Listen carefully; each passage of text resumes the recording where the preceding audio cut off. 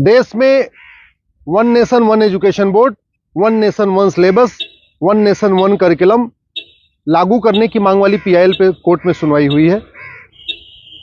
हमने ये मांग किया है कि राइट टू एजुकेशन एक्ट को बदल के राइट टू इक्वल एजुकेशन बनाया जाए और पूरे देश में सिलेबस कॉमन किया जाए।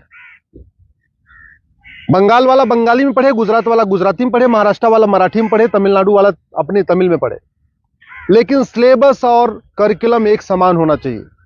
फिजिक्स का, केमिस्ट्री का, मैथ का, जूलॉजी का, बॉटनी का, इंग्लिश का, हिंदी का, संस्कृत का, ये सारे सिलेबस कॉमन होने चाहिए पूरे देश में। और वो इसलिए जरूरी है क्योंकि सारे के सारे कॉम्पिटिटिव जो एग्जाम हो रहे हैं उनका पेपर एक हो रहा है। इंजीनियरिंग का एक ही एग्जाम होता है पूरे देश के लिए, मेडिकल का एक ही एंट्रेंस एग्जामिनेशन होता है पूरे देश के लिए, एनडीए का एक ही एग्जाम होता है पूरे देश के लिए। इसी तरीके से आईएएस का जो पेपर होता है वो सबके लिए कॉमन होता है, पीसीएस का पेपर सबके लिए कॉमन होता है, बैंक का पेपर सबके लिए कॉमन होता है, रेलवे का पेपर सबके लिए कॉमन होता है। और अब तो यूनिवर्सिटी में एडमिशन के लिए कॉमन जो सीयूईटी हो रहा है वो भी सबके लिए एक पेपर कॉमन है। अब जब एंट्रेंस एग्जामिनेशन का पेपर एक है तो फिर अलग अलग सिलेबस क्यों पढ़ाया जा रहा है? सीबीएसई कुछ अलग पढ़ा रहा है, आईसीएसई कुछ अलग पढ़ा रहा है, यूपी बोर्ड अलग पढ़ा रहा है, बिहार बोर्ड अलग पढ़ा रहा है, बंगाल बोर्ड अलग पढ़ा रहा है।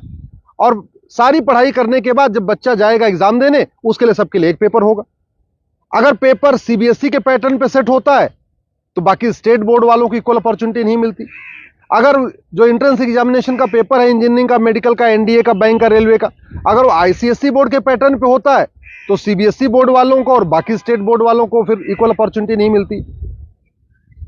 राइट टू एजुकेशन हमारा फंडामेंटल राइट है, इसलिए हमने कोर्ट से ये कहा है कि आप केंद्र सरकार को निर्देश दीजिए, एनसीईआरटी को कहिए एक कॉमन सिलेबस, कॉमन करिकुलम तैयार करे।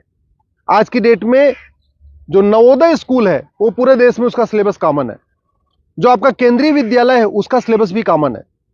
और अगर आप बाहर देखिए, अमेरिका में यूनिफॉर्म एजुकेशन है, चाइना में यूनिफॉर्म एजुकेशन है, फ्रांस में यूनिफॉर्म एजुकेशन है, जापान में यूनिफॉर्म एजुकेशन है, सिंगापुर में यूनिफॉर्म एजुकेशन है, रसिया में यूनिफॉर्म एजुकेशन है, दुनिया के कई देशों में यूनिफॉर्म एजुकेशन होता है, यानी सिलेबस करिकुलम सबका कॉमन होता है। हमारे देश में सिलेबस अलग अलग चल रहे हैं, करिकुलम अलग अलग चल रहे हैं। इसके कारण बच्चा कितना भी अच्छा हो पढ़ने में, बिना कोचिंग के वो इंजीनियरिंग क्वालिफाई नहीं कर पाता, क्योंकि वो यूपी बोर्ड का बच्चा कितना भी अच्छा हो एक्सपर्ट पढ़ने में, लेकिन पेपर जो सेट हुआ वो तो सीबीएसई के पैटर्न पे हुआ, तो फिर वो क्वालिफाई नहीं कर पाता। अल्टीमेटली उसको कोचिंग करना पड़ता है।